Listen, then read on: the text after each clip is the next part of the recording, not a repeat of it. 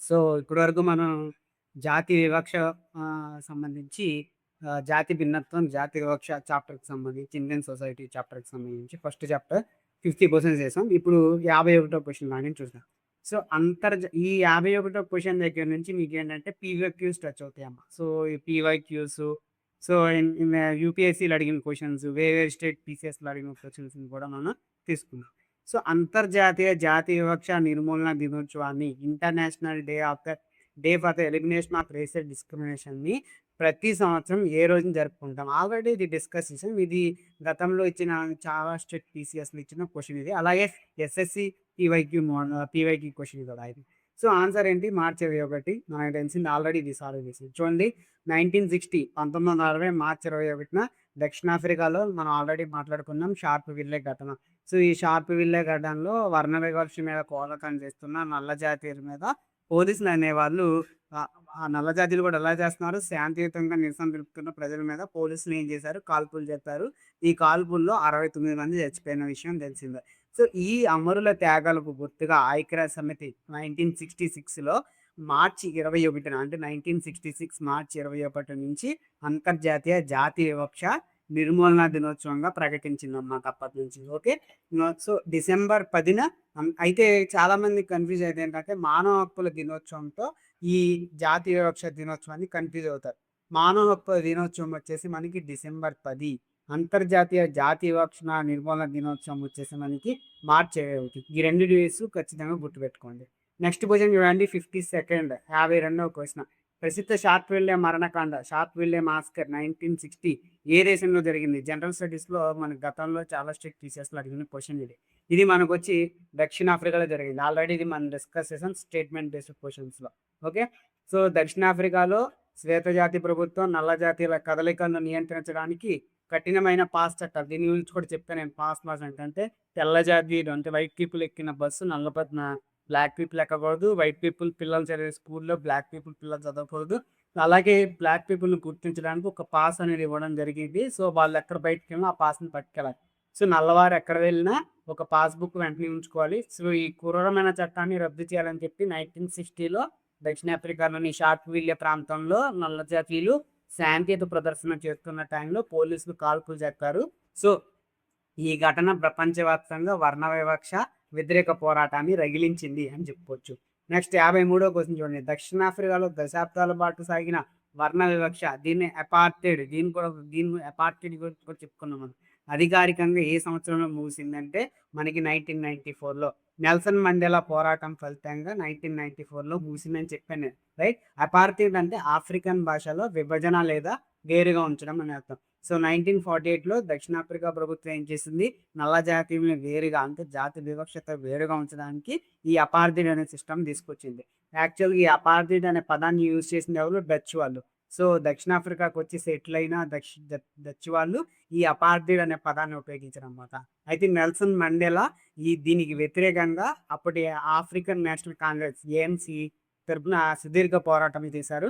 ఈ సుదీర్ఘ పోరాటం తర్వాత 1994లో తొలిసారిగా అన్ని జాతుల ప్రజలకి అంటే నెల్సన్ మండేలా పోరాటం ఫలితంగా అన్ని జాతుల ప్రజలకు ఓటు హక్కు అయితే లభించింది. తర్వాత ఎన్నికలు జరిగి ఏమైంది?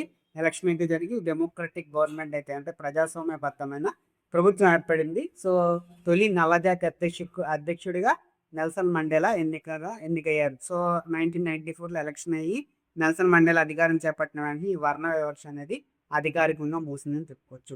నెక్స్ట్ క్వెషన్ చూడండి. వర్ణ వివక్ష వ్యతిరేకంగా పోరాడిన నెల్సన్ మండేలా దాదాపు 27 ఏళ్ల పాటు ఏ జైల్లో కఠిన శిక్ష అనుభవించారు? ఇది యూపీఎస్సీ, స్టేట్ పీసీఎస్‌లో కూడా అడిగారు. సో, కరెక్ట్ ఆన్సర్ వచ్చేసి రాబెన్. ఓకే. సో, ఏంటి దీనికి ఎక్స్‌ప్లనేషన్ ఇస్తే నెల్సన్ మండేలా మనకు తెలిసి మాట్లాడుకున్నాం. దక్షిణాఫ్రికా యొక్క వర్ణ వివక్షకు వ్యతిరేకంగా పోరాడిన ప్రపంచ ప్రఖ్యాత నాయకుడు. సో, ఆయనను శ్వేతజాతి ప్రభుత్వం అంటే అప్పటి వైట్ గవర్నమెంట్ అరెస్ట్ చేసి కేప్ టౌన్ తీరానికి దగ్గరగా రాబిన్ ఐలాండ్ అని ఒక ద్వీపంలో ఉన్న కఠినమైన జైల్లో ఉంచిందనమాట. సో, ఆయన 1962 నుంచి 1990 వరకు అంటే దాదాపు 27 సంవత్సరాల పాటు ఆ జైల్లోనే ఈ జీవితాన్ని గడిపి విడుదలైన తర్వాత 1994లో దక్షిణాఫ్రికాకు తొలి నల్లజాతి అధ్యక్షుడిగా ఎన్నుకోవడం అనేది జరిగింది. నెక్స్ట్ క్వెషన్ చూడండి. 2001లో ఐక్యరాజ్య సమితి ఆధ్వర్యంలో జాతి అహంకార మరియు వివక్ష మీద ప్రపంచ సదస్సు ఏ నగరంలో జరిగింది? ఆల్రెడీ దీని గురించి కూడా మనం డిస్కస్ చేసుకున్నాం. వచ్చేసి మనకి దక్షిణాఫ్రికాలో జరిగింది. ఈ నగరం ఏది? పెర్బన్. సో, ప్రపంచవ్యాప్తంగా ఉన్న జాతి వివక్ష జెనోఫోబియా. జెనోఫోబియా అంటే కూడా చెప్తాను నేను. వలసదారుల మీద వివక్ష, రైట్? ద్వేషం.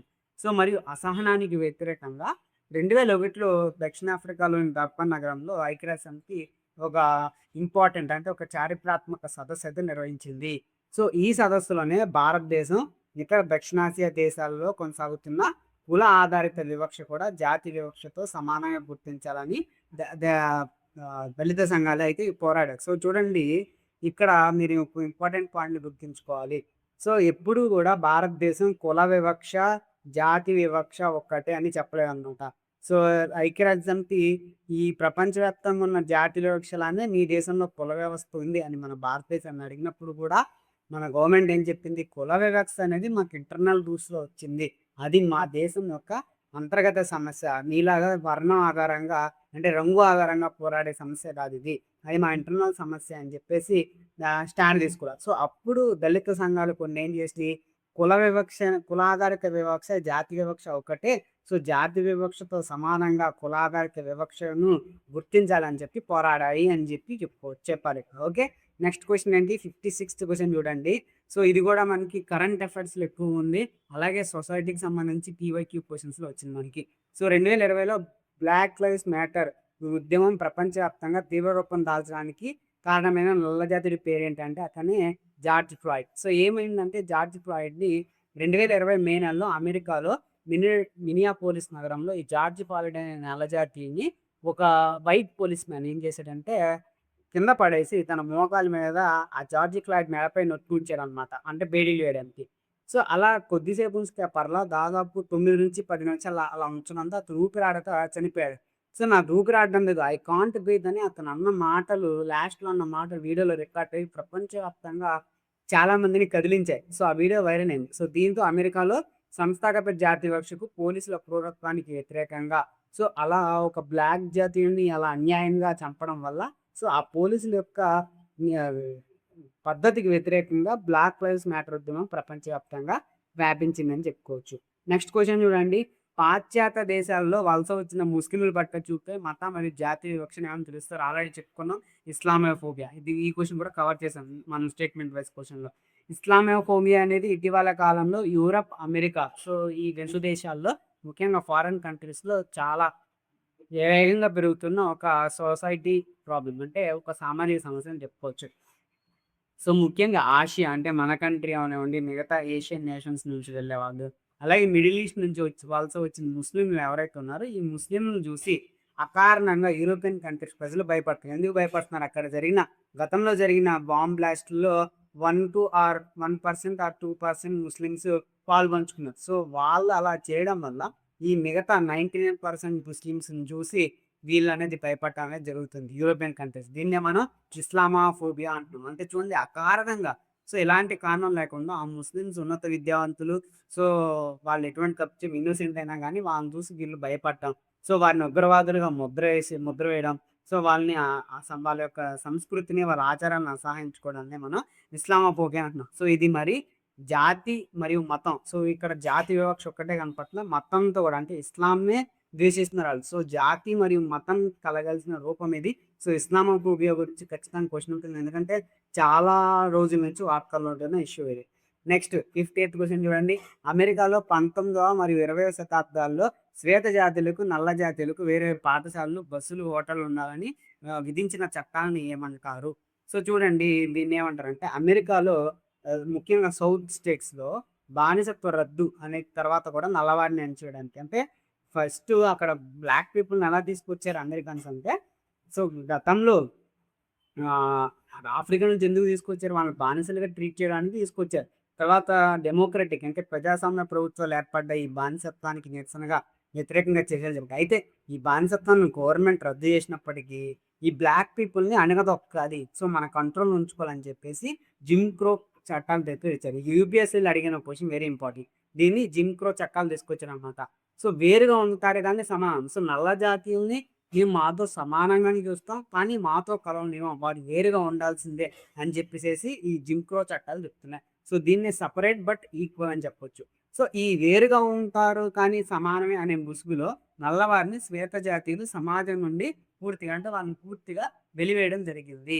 సో, ఇది ఎలా అంటే దీన్నెలా కంపేర్ చేయొచ్చంటే భారతదేశంలో మనకి ఇండిపెండెన్స్ వచ్చినప్పుడు దళితులను ఊరి బయట ఉంచిన అంటరాంతరం అంటే అప్పట్లో అంటరానితనం అని ఉండేది అంతే కదా! సో, దళితులను ఏం చేసేవాళ్ళు ఊరి బయట ఉంచేవాళ్ళు. సో, అలా అంటరానితనం లాంటిదే ఈ జిమ్ క్రో చట్టాలు గూడా. ఓకే. 1916 నాటి పౌర హక్కుల ఉద్యమం వల్ల సో, మన 1960లో మన దేశంలో జరిగిన పౌర హక్కుల ఉద్యమం అంటే అటు యూఎస్‌లో జరిగిన ఉద్యమాల టైంలో ఈ 1960స్‌లో ఈ చట్టాలనేవి రద్దవడం జరిగింది. సో, ఇక్కడ ఆన్సర్ ఏంటి? జిమ్ క్రో చట్టాలు. Option is B. Okay. Next 59వ క్వెషన్. శ్వేత జాతి భారం వైట్ మ్యాన్స్ బర్డెన్ అనే వలసవాద అహంకార భావనను ప్రాచుర్యంలోకి తెచ్చిన ఆంగ్ల కవి ఎవరు? సో, ఇది కూడా గత పీవైక్యూనే. సో, అంటే వేరే వేరే స్టేట్ పీసీఎస్‌లో, యూపీఎస్సీలో, ఎస్ఎస్సీలో అడిగిన క్వెషన్స్ ఇవి. ఓకే. సో, రూడ్యార్డ్ కిప్లింగ్ ఈ రాసిన ఈ కవిత ద్వారా ఈ పదం ప్రసిద్ధి చెందింది. రూడ్యార్డ్ కిప్లింగ్ అనే అతను ఒక కవిత రాశాడు. ఆ కవితలో వైట్ మ్యాన్స్ బర్డెన్ అనే పదాన్ని ఉపయోగించడం జరిగింది. సో, బ్రిటిష్ వాళ్ళు మరియు ఇతర యూరోపియన్లు ఆసియా, ఆఫ్రికా దేశాలను ఆక్రమించుకుని దోచుకోవడమే కాకుండా తెల్లవారమైన మేము నాగరికులం, నల్లజాతి మరియు గోధుమ రంగు ప్రజలకు నాగరికత నేర్పడానికి దేవుడు మిమ్మల్ని పంపాడు. ఇది మా భారం అని ప్రచారం చేసుకున్నారు. సో, బ్రిటిష్ వాళ్ళు ఏం చేశారు తెలుసు కదా! మన ఇండియాని కూడా ఆక్రమించుకున్నారు. కేవలం ఆఫ్రికా దేశాలనే కాదు. ఆక్రమించుకుని మనకేం చెప్పారు? అప్పటికే మనం ఇండస్ వ్యాలీ సివిలైజేషన్ అనేది ఉంది. సో, వీళ్ళ కంటే ముందే వీళ్ళ తాత ముత్తాతలు పుట్టక ముందే మనకి ఇండియాలో అఖండ భారతదేశంలో ఇండస్ వ్యాలీ సివిలైజేషన్ ఉంది. సో, అంతటి సివిలైజేషన్ ఉన్న మనల్ని వీళ్ళు వచ్చి, మేము మీకు నాగరికత నేర్పించడానికి వచ్చాం. విద్య నేర్పించడానికి వచ్చాం. మీరు నల్లజాతి, గోధుమ రంగు ప్రజలనే మేము మేము నీకు నాగరికత నేర్పించి అభివృద్ధి పరుస్తాం అని చెప్పి, అందుకే దేవుడు మమ్మల్ని పంపించడని చెప్పుకునేవాడు. సో, ఇలా ప్రచారం చేసుకున్నారు. సో, తమ దోపిడీని సమర్థించుకోవడానికి వాడిన ఇది జాతి అహంకార పదం. ఎవరు వాడారు ఈ పదాన్ని? రూడ్యార్డ్ కిప్లింగ్ ఇతను రాసిన కవితలో ఈ పదం ఉంటున్నాం. అంటే వైట్ మ్యాన్స్ భారం అంటే ఏంటి? మేము ఈ భారాన్ని తీసుకుంటాము. మిమ్మల్ని అభివృద్ధి పదంలోకి తీసుకొస్తాం. అంటే మన సంపదను దోచుకుని, అన్నీ దోచుకుని మేము మిమ్మల్ని బాగు చేయడానికి వచ్చాం. మీకు నాగరికత తెలియదు. మీకు విద్య తెలియదు అని చెప్పడం అన్నమాట. సో, ఇది జాతి అహంకార పదం. దీన్ని వాడింది రూడ్యార్డ్ కిప్లింగ్. సో, నెక్స్ట్ 60వ క్వెషన్ చూడండి. 1968లో అన్ని రకాల జాతీయ వివక్షల నిర్మూలన ఐసీఈఆర్‌డి ఈ మీటింగ్ గురించి మనం ఆల్రెడీ మాట్లాడుకున్నాం స్టేట్మెంట్ క్వెషన్‌లో. సో, భారతదేశం అంతర్జాతీయ సదస్సును ఎక్కడ నిర్వహించింది? న్యూఢిల్లీలో. సో, ఆల్రెడీ నేను ఎక్స్‌ప్లెయిన్ చేశాను. సో, ఐక్యరాజ్య సమితి ఈ జాతి వివక్షకు వ్యతిరేకంగా ఐసీఆర్‌డి అనే ఒక ఒప్పందాన్ని తయారు చేసింది. సో, ఈ ఒప్పందానికి మద్దతు ప ప పలుకుతూ 1968 సంవత్సరంలో భారతదేశం న్యూఢిల్లీలో ఒక అంతర్జాతీయ సదస్సు అయితే నిర్వహించింది. ప్రపంచ దేశాలు ఈ సదస్సుకైతే హాజరయ్యాయి. సో, ఈ సదస్సు ద్వారా ఏ విషయం ఎక్కువగా డిస్కషన్ అయిందంటే దక్షిణాఫ్రికాలో వైట్ పీపుల్ ఉన్నారు గదా! సో, ఈ వైట్ పీపుల్ బ్లాక్ పీపుల్‌ని పై సాగిస్తున్న వర్ణ వివక్షకు వ్యతిరేకంగా భారతదేశం తన బలాన్ని గళంగా వినిపించిందనమాట. అయితే భారతదేశంలో అప్పటికి కుల వివక్ష ఉంది. అంతకుముందు జరిగిన మీటింగ్‌లో దళితులు కూడా గొడవ చేశారు. ఏమని? కుల వివక్షను జాతీయ వివక్షతో సమానంగా చూడాలని చెప్పేసి గొడవ కూడా చేశారు. రైట్? సో, భారతదేశం కులాన్ని అంతర్గత సమస్యగా చెప్తూ దానికి అంతర్జాతీయ జాతీయ వివక్షతో సంబంధం లేదని చెప్పి మరోసారి ఈ ఒప్పందంలో స్పష్టం చేయడం అయితే జరిగిందనమాట. సో, నెక్స్ట్ 61వ క్వెషన్ చూడండి. భారత రాజ్యాంగంలో ఏ ఆర్టికల్ అంటరానితనాన్ని పూర్తిగా రద్దు చేసింది? ఇది యూపీఎస్సీ, ఏపీపీఎస్సీ, టీఎస్‌పీఎస్సీలో రిపీటెడ్ పీవైక్యూ. సో, ఏంటంటే ఆర్టికల్ 17. సో, ఇది కూడా మనం డిస్కస్ చేసాం స్టేట్మెంట్ వైస్ క్వెషన్స్‌లో. భారత రాజ్యాంగంలో మూడో భాగంలో గల ప్రాథమిక హక్కులు ఫండమెంటల్ రైట్స్‌లో ఆర్టికల్ 17 రైట్స్‌లో ఆర్టికల్ 17 సమాజంలోని అంటరానితనాన్ని అన్ని రూపాల్లోనూ నిషేధించింది. సో, అంటరానితనాన్ని పాటించడం తప్పు లేదా ఆ పేరుతో ఎవరినైనా చిన్న చూపు చేయడం కూడా చట్ట ప్రకారం నేరం అనమాట. దీనికి కఠినంగా శిక్షలుంటాయి. సో, ఈ ఆర్టికల్ 17 అనేది కరెక్ట్‌గా ఫాలో అవుతున్నారా లేదా అంటే కరెక్ట్‌గా అమలవుతుందో లేదో అని చెక్ చేయడానికి 1955లో పౌర హక్కుల పరిరక్షణ చట్టాన్ని, 1989లో ఎస్సీ, ఎస్టీ అట్రాసిటీ చట్టాన్ని కూడా తీసుకొచ్చారు. సో, ఈ ఆర్టికల్ 17 కింద ఈ 2 చట్టాలు వచ్చాయి. Very very important. 1955 గుర్తుపెట్టుకోండి. పౌర హక్కుల పరిరక్షణ ఇచ్చడం ఇది కూడా ఇది గుర్తుంచుకోవాలి. అలాగే 1989లో ఎస్సీ, ఎస్టీ అట్రాసిటీ చట్టం ఇవి కూడా గుర్తుంచుకోండి. ఓకే. నెక్స్ట్ 62వ క్వెషన్. కేవలం మతం, జాతి, లింగం లేదా జన్మస్థలం ఆధారంగా ఆ పౌరుల మధ్య రాజ్యం ఎలాంటి వివక్ష చూపరాదని రాజ్యాంగంలో ఏ ఆర్టికల్ చెప్తుంది? ఇది యూపీఎస్సీ ప్రిలిమ్స్‌లో గతంలో అడిగిన క్వెషన్. మనకి ఏబీపీఎస్‌లో కూడా రిపీటెడ్ క్వెషన్ ఇది. సో, దీని ఆన్సర్ వచ్చేసి ఆర్టికల్ 15. సో, ఆర్టికల్ 15 ఎందుకు? ఆర్టికల్ 15 ఏంటండి? ఈక్వాలిటీ. సో, సమానత్వ హక్కు కిందకొస్తుందనమాట. సో, ఏం చెప్తుంది హోటళ్ళు, దుకాణాలు, ఓకే. పబ్లిక్ బావులు, చెరువులు, ఎంటర్‌టైన్‌మెంట్ ప్లేసెస్‌లో వీటిలో ప్రవేశించడానికి మతం, జాతి, కులం, అలాగే లింగం, జన్మస్థలం ఆధారంగా ఎలాంటి వివక్ష చూపించకూడదని చెప్పేసి ఆర్టికల్ స్పష్టం చేసింది. సో, దీనికి ఎగ్జాంపుల్ చెప్పాలంటే 'పలాస' మూవీ ఒకటుంది. 'పలాస' 1960 ఆర్ 1970 ఒక మూవీ ఉంటది. సో, నాకు గుర్తు రాట్లా. సో, దాని కరెక్ట్‌గా చెప్పాలంటే 'నెక్లెస్ గొలుసు' అనే సాంగ్ ఉంటుంది. సో, దానిలో చెరువుల బావుల దగ్గరికి కొంతమందొచ్చి స్నానం చేస్తుంటే మీకిక్కడ ప్రవేశం లేదు. సో, ఇలాంటి వివక్షలైతే చూపిస్తారు. సో, దాని నుంచి మనం ఇది గ్రాప్ చేసుకోవచ్చు. సో, ఇదే ఆర్టికల్ 15 ఆర్టికల్ వెనకబడిన వర్గాలకు ఎస్సీ, ఎస్టీ, బీసీలకు విద్యా సంస్థల్లో అయితే ఇలా మనం వివక్ష చూపించకూడదు. అందరూ ఈక్వాలిటీ కదా! మరి రిజర్వేషన్‌ల పనేంటి? రిజర్వేషన్‌లు ఏంటంటే ఆల్రెడీ ఎస్సీ, ఎస్టీ, బీసీ అనేవి గతంలో అణగారిన కులాలనమాట. సో, వాటిని అభివృద్ధి పథంలో నడిపించడానికి, వాళ్ళకి సమాన హక్కులు కల్పించడానికి ఎందుకంటే, ఆల్రెడీ అణగారిన వారు కాబట్టి, వాళ్ళకి సమాన హక్కులు కల్పించడానికి ఈ రిజర్వేషన్ సిస్టమ్ అనేది వెసులుబాటు కల్పించడం జరిగిందనమాట. ఇది అమలు చేసి వెసులుబాటుగా కల్పించారు. నెక్స్ట్ ప్రభుత్వ ఉద్యోగాల నియామకాల్లో పౌరులందరికీ సమాన అవకాశాలు కల్పించే రాజ్యాంగ ఆర్టికల్ ఏది? ఇది గ్రూప్ 1, గ్రూప్ 2లో అడిగిన question. So, answer is article 16. So, ఎందుకని? ఆర్టికల్ 16 ప్రభుత్వ ఉద్యోగాల్లో సమాన హక్కులని, అవకాశాలు ఇస్తుందన్నమాట. సో, ఏ పౌరుడు గూడా వాళ్ళ యొక్క కులం ఆధారంగా, మతం ఆధారంగా, జాతి ఆధారంగా, వంశం ఆధారంగా సారీ లింగం ఆధారంగా, జన్మస్థలం లేదా నివాస స్థలం ఆధారంగా ప్రభుత్వ ఉద్యోగాలకు అనర్హుడు కాకూడదు. సో, అందరూ గూడా ప్రభుత్వ ఉద్యోగాలకు అర్హులే. సామాజికంగా, విద్యాపరంగా అంటే ఎవరైతే మనం ఇందాక అణగారిన వర్గాలు అంటే అణగారిన కులాలున్నారో వాళ్ళకి ఉద్యోగాల్లో రిజర్వేషన్ కల్పించొచ్చు. ఎందుకంటే ఆల్రెడీ అణగారిన వర్గాలు కాబట్టి అని చెప్పేసి ఒక చిన్న రిజర్వేషన్ కల్పించారు. వెసులుబాటు కల్పించారు. సో, ఈ అధికారం దేనికుంది? రిజర్వేషన్ కల్పించే అధికారం ఆర్టికల్ 16(4) కింద ప్రభుత్వానికి ఉందన్నమాట. ఓకే. నెక్స్ట్ పౌర హక్కుల పరిరక్షణ చట్టం protection of civil rights act ఏ సంవత్సరంలో చేయబడింది? స్టేట్ పీసీఎస్‌లో అడిగిన క్వెషన్. సో, ఇదొచ్చేసి మనకి ఆల్రెడీ ఇంతకుముందే డిస్కస్ చేసాం. స్టేట్మెంట్ క్వెషన్స్‌లో కూడా నేను డిస్కస్ చేశాను. 1955. సో, రాజ్యాంగంలో ఆర్టికల్ 17 చెప్పాను కదా! అంటరానితనం. సో, ఈ అంటరానితన నిషేధ చట్టం అమలవుతుందా లేదా అని చెప్పేసి ఆర్టికల్ 17ని స్ట్రిక్ట్‌గా అమలు చేయడానికి ఇండియన్ పార్లమెంట్ 1955లో అంటరానితన నేరాల చట్టం అదే 1955ను రూపొందించింది. అయితే ఇందులో కొన్ని లోపాలు, లుసుగులు ఉన్నాయన్నమాట. సో, ఇందులో శిక్షలు మరింత కఠినతరం చేస్తూ ఆ లోపాన్ని సరిదిద్దుతూ మళ్ళీ 1976లో దాని పేరు మార్చి మళ్ళీ ఇంట్రొడ్యూస్ చేశారు. అదే పౌర హక్కుల పరిరక్షణ చట్టం 1955గా మార్చడం జరిగింది. సో, దీని కిందేంటి దేవాలయాలు గాని, హోటల్స్ గాని, నీటి వనరుల వద్ద గాని కుల వివక్ష లేదా అంటరానితనం చూపే వాళ్ళకి జైలు శిక్ష, అదేవిధంగా భారీ జరిమానా కూడా విధించడం జరుగుతుందన్నమాట. సో, 65th క్వెషన్ చూడండి. షెడ్యూల్ కులాలు మరియు షెడ్యూల్ తెగలపై జరిగే దాడులను నిరోధించడానికి ఎస్సీ, ఎస్టీ అత్యాచారాల నిరోధక చట్టం ఏ సంవత్సరంలో అమల్లోకి వచ్చింది? ఇది పోలీస్ ఎస్ఏలో కూడా అడిగారు క్వెషన్. అలాగే మన పీసీఎస్‌లో వివిధ రకాల స్టేట్ పీసీఎస్‌లో కూడా అడిగిన క్వెషన్. వచ్చేసి మనకి 1989 దీని గురించి కూడా స్టేట్మెంట్ క్వెషన్స్‌లో మాట్లాడుకుందాం. ఇంతకుముందు కూడా ఈ క్వెషన్ వచ్చింది. సో, దళితులు మరియు గిరిజనులపై అగ్రవర్ణాల వారు చేసే అవమానాలు, భౌతిక దాడులు, భూ ఆక్రమణలు మరియు అత్యాచారాలు. మనం స్టేట్మెంట్ క్వెషన్స్‌లో హథ్రస్ సంఘటన గురించి మాట్లాడుకున్నాం 2020లో. సో, అప్పుడు మీకు క్లియర్‌గా అర్థమై ఉంటది. సో, ఈ అత్యాచారాలను అరికట్టడానికి 1989లో భారత పార్లమెంటు ఈ ఎస్సీ, ఎస్టీ అట్రాసిటీ యాక్ట్ అయితే తీసుకొచ్చింది. ఇది చాలా పవర్‌ఫుల్ యాక్ట్ అన్నమాట. సో, దీని కింద నేరం చేస్తే సాధారణ చట్టాల కంటే చాలా కఠినమైన శిక్షలుంటాయి. మరియు ఈ ఈ చట్టం కింద శిక్ష పడితే గనక అది నాన్ బెయిలబుల్ వారెంట్ అనేది జారీ అవుతాయన్నమాట. అలాగే ఎవరైతే బాధితులు ఉన్నారో, ఎవరైతే బాధించబడ్డారో వారికి వెంటనే నష్టపరిహారం ఉంటుంది. రక్షణ కల్పించడం అనేది ఈ చట్టం యొక్క స్పెషాలిటీ అని చెప్పుకోవచ్చు. నెక్స్ట్ 66 క్వెషన్ చూడండి. భారతదేశంలో ఏ జాతీయ కన్వెన్షన్ రాజ్యాంగంలో ఆర్టికల్ 338 కింద రాజ్యాంగపరమైన హోదా ఉంది? సో, ఇది యాక్చువల్‌గా జాతీయ వ్యవస్థ, జాతి భిన్నత్వానికి సంబంధించింది కాదు. క్వాలిటీది. బట్ మనకిక్కడ టచ్ వస్తది. ఎందుకంటే బీసీ, ఎస్సీ, ఎస్టీల గురించి ఇక్కడ మాట్లాడుతున్నాం కాబట్టి.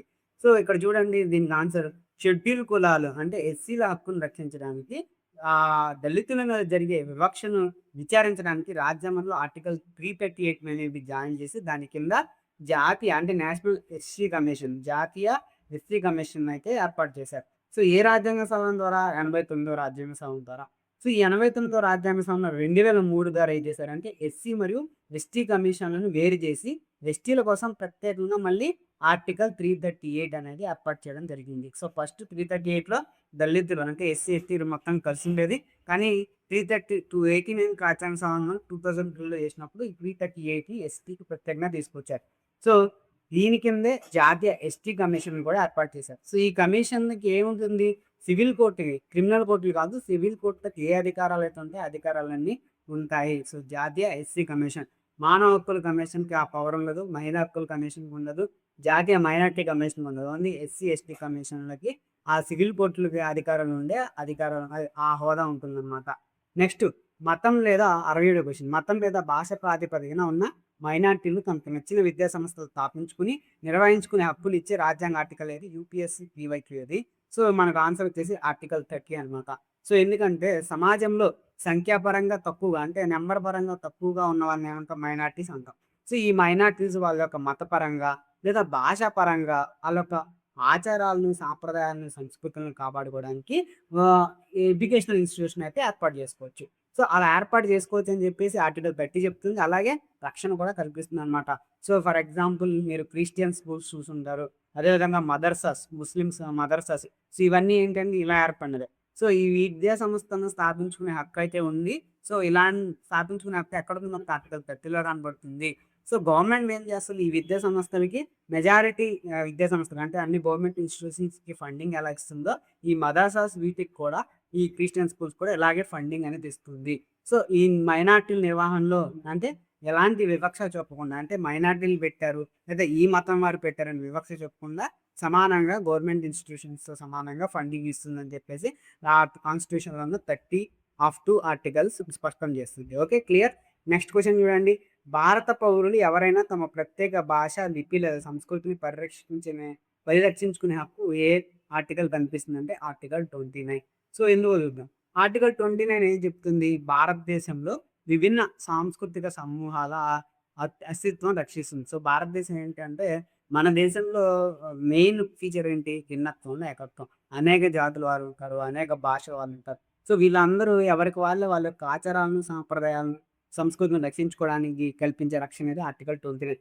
ఉదాహరణకు మనం ఈశాన్య రాష్ట్రాల ప్రజలను తీసుకుంటే గిరిజన సమూహాలు వాళ్ళకొక ప్రత్యేక భాష ఉంటుంది. వాళ్ళ పండుగలు డిఫరెంట్‌గా ఉంటాయి. వాళ్ళ సంస్కృతి డిఫరెంట్‌గా ఉంటుంది. సో, వీటిని కాపాడుకునే హక్కయితే ఈ ఆర్టికల్ 29 అయితే ఇస్తుంది. అలాగే ప్రభుత్వం లేదా ప్రభుత్వం నుండి నిధులు పొందే విద్యా సంస్థల్లో కేవలం జాతి, మతం, కులం లేదా భాష ఆధారంగా ఎవరికీ ప్రవేశం నిరాకరించరాదని చెప్తుందనమాట. ఓకే. క్లియర్. నెక్స్ట్ క్వెషన్ చూద్దాం. 69 క్వెషన్. సమాన పనికి సమాన వేతనం equal pay for equal work అనే సూత్రం భారత రాజ్యాంగంలో ఎక్కడ పొందుపరచబడింది? సో, ఎక్కడ పొందుపరచబడింది ఆల్రెడీ డిస్కస్ చేసాం. ఇది వచ్చేసేసి మనకి ఆదర్శ సూత్రాలు 39D అని చెప్పి స్టేట్మెంట్స్ క్వెషన్‌లో చెప్పాను నేను. సో, ఎక్కడ సంస్థాగత వివక్షలో ప్రధానంగా కనిపించింది అంటే వేతనాల వ్యత్యాసం. అంటే సిస్టమాటిక్ నేను జాతి వివక్ష 2 విధాలుగా ఉంటుందని చెప్పాను. సో, ఏంది జాతి వివక్ష 2 విధాలుగా ఉండేది? జాతి వివక్ష 2 విధాలుగా ఉంటుంది. ఎలా ఉంటుంది? ఒకటొచ్చేసి ఇండివిడ్యువల్ అంటే పర్సన్ టు పర్సన్ ఉంటుంది. ఇక్కడ ఒక పర్సన్ ఇంకో పర్సన్‌ని అవమానించడం జరుగుతుంది. కానీ ఇంకొకటేంటి సిస్టమాటిక్ అని చెప్పా. సో, న్యాయ సహాయం అందకపోవడం. సో, రకరకాలు ఉంటుంది. లంచాలు ఇవ్వాల్సి రావడం, న్యాయ సహాయాన్ని అందకపోవడం ఇదనమాట. సో, ఈ సిస్టమాటిక్ వివక్షలో ప్రధానంగా కనిపించేదేంటి? వేతనాల వ్యత్యాసం. సో, కంపెనీలో ఒక ఒక సీఈఓ ఒక క్యాస్ట్ బేస్డ్ సీఈఓ ఉంటే వాళ్ళ క్యాస్ట్ వాళ్ళకి సాలరీలు వేరేగా ఇస్తుండడం, మిగతా వాళ్ళకి వేరేగా ఇస్తుండడం. దీన్నే మనం ఏమంటాం? సిస్టమాటిక్ ఆహ్, సిస్టమాటిక్ జాతి వివక్ష. సో, ఇది సిస్టమాటిక్ రేషియల్ డిస్క్రిమినేషన్. సో, ఇది మనకి ఎక్కువ కనిపించేది ఎక్కడ కనిపిస్తుందంటే జీతం దగ్గర కనిపిస్తుంది. సో, దీన్ని గమనించిన గవర్నమెంట్ దీన్ని అరికట్టడానికి రాజ్యాంగంలో 4th పార్ట్‌లో ఆదేశ సూత్రాల్లో ఒక 39D అనే ఒక ఆర్టికల్‌ని అయితే జాయిన్ చేసింది. సో, ఈ 39D ఏం చెప్తుంది? జాతి, కులం, లింగం భేదాలు కాకుండా సమాన పని చేసే వాళ్ళకి సమానమైన జీతం ఇవ్వాలి. ఫర్ ఎగ్జాంపుల్ పురుషులు, స్త్రీలలో కూడా ఇది కనపడుతుందన్నమాట. సో, ఒక స్త్రీ, పురుషుడు సేమ్ వర్క్ చేసినప్పుడు పురుషుడికి ఎక్కువ సాలరీ, స్త్రీకి తక్కువ సాలరీ అనేది ఉంటుందన్నమాట. సో, అలాంటివి ఉండకుండా ఇది ఆర్టికల్ 39D అడ్డుకుంటుంది. సో, వేతనాల్లో కుల, జాతి వివక్ష చొప్పున ఆర్టికల్ 14 సమానత్వపు హక్కు ఇవి చాలా విరుద్ధం అని చెప్పి సుప్రీంకోర్టు గతంలోనే స్పష్టం చేయడం జరిగింది. సో, ఫైనల్ క్వెషన్ 70 క్వెషన్ చూడండి. సమాజంలో వివిధ వర్గాల మధ్య మతం, జాతి, భాష, ప్రాంతం ఆధారంగా శత్రుత్వాన్ని లేదా విద్వేషాన్ని రెచ్చగొట్టడాన్ని నేరంగా పరిగణించే ఇండియన్ పీనల్ కోడ్ ఏది? ఐపీసీ సెక్షన్ ఏది అని అడుగుతున్నారు. ఇది పోలీస్‌లో వచ్చింది. అలాగే లీగల్ ఎగ్జామ్స్‌లో గూడా మనకి రావడం జరిగింది. Very important. సో, ఏదంటే మనకి అది ఐపీసీ సెక్షన్ 153 ఇక అది గూడా మనం స్టేట్మెంట్ క్వెషన్ మీద డిస్కస్ చేద్దాం. సో, సమాజంలో శాంతి భద్రతకు విఘాతం కలిగించే విద్వేష ప్రసంగాలు. దీన్ని మనం ఏమన్నాం? Hate speech. సో, ఈ హేట్ స్పీచ్ గురించి ప్రత్యేకంగా చెప్పుకోవాలి. సో, ప్రెజెంట్ యూట్యూబ్‌లో తెలుసో తెలియకో చాలామంది స్టూడెంట్స్ చేస్తుందేంటంటే హేట్ స్పీచ్ చేస్తున్నారు. సో, ఎవరైనా ఒక వ్యక్తి ఏదైనా చేస్తే కామెంట్స్‌లో తిట్టడం రకరకాలుగా ఉంటుంది. Hate speech వేధిస్తారనమాట. సో, మనం ఎంత 150 రూపీస్‌కే ఎంతో ఈవెన లైక్ ఈ బయట ఇన్‌స్టిట్యూట్స్‌లో ఇలా క్వెషన్స్ ప్రాక్టీస్ చేయడానికి 10,000కి కూడా అవ్వవు. సో, అలాంటిది నేను ఇక్కడ ఒక యాప్ డెవలప్ చేసి దానికి పీడీఎఫ్‌లు తయారు చేసుకుంటూ, ఎగ్జామ్స్ తయారు చేసుకుంటూ ఇస్తుంటే, సో, నా మీద కూడా హేట్ స్పీచ్ వచ్చిందనమాట. సో, హేట్ స్పీచ్ అనేది బాధితులు చాలా కుంగిపోతారు. సో, ఈ హేట్ స్పీచ్ అనేది ఇప్పుడు కాదు. ప్రెజెంట్ సోషల్ మీడియా వచ్చాక విపరీతం అయిపోయింది. రీసెంట్‌గా మన ఆంధ్రప్రదేశ్‌లో ఇది ఒక ఫేమస్ కేస్ కూడా చూడొచ్చు. హేట్ స్పీచ్ ఎంత దారుణంగా జరుగుతే. సో, దీన్ని అరికట్టడానికే గవర్నమెంట్ ఏం చేసింది, అప్పట్లోనే ఐపీసీ 153 కేస్ సెక్షన్‌ని రూపొందించేది. సో, ఇదేంటంటే ఇది నాన్ బెయిలబుల్ కేసు. సో, ఇందులో మత విద్వేషాలు అంటే మతంతో పాటు జాతి అనే పదాన్ని కూడా స్పష్టంగా చేర్చారనమాట. ఫర్ ఎగ్జాంపుల్ నేను ఇంతకుముందు క్వెషన్స్‌లో చెప్పినట్టు ఇప్పుడు మనకి అరుణాచల్ ప్రదేశ్ నుంచి పీపుల్ వస్తే అంటే ఈశాన్య రాష్ట్రం నుంచి వస్తే వాళ్ళనేమంటున్నారు? మోమో అంటారు ఢిల్లీలో వాళ్ళని. అంటే వాళ్ళు మోమోస్ అమ్ముకునే వాళ్ళని. చౌమీన్స్ అని అంటే నూడిల్స్, ఫ్రైడ్ రైస్ చేసుకున్నాను.